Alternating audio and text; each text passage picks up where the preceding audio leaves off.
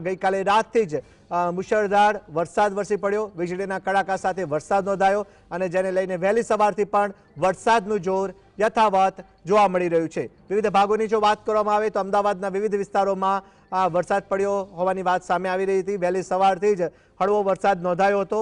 વાત કરીશું પૂર્વ અને મધ્ય વિસ્તારની। રાયપુર, ખાડિયા અને લાલ દરવાજામાં વહેલી સવારે વરસાદી ઝાપટા પડ્યા હતા। ગઈકાલે રાત્રે પણ વરસાદનું જોર યથાવત જોવા મળ્યું હતું। આજે વહેલી સવારે આંબાવાડી, શિવરંજની અને એસજી હાઈવે ઉપર પણ હળવો વરસાદ નોંધાયો હતો। નીચાણવાળા વિસ્તારોમાં જળભરાવની સમસ્યા સામે આવી રહી છે અને ગઈકાલની જો વાત કરવામાં આવે તો ગઈકાલે દિવસભર વરસાદી ઝાપટા અમદાવાદમાં પડ્યા હતા। આજે પણ અમદાવાદમાં હળવાથી મધ્યમ વરસાદની સંભાવના હવામાન વિભાગ દ્વારા વ્યક્ત કરાઈ છે।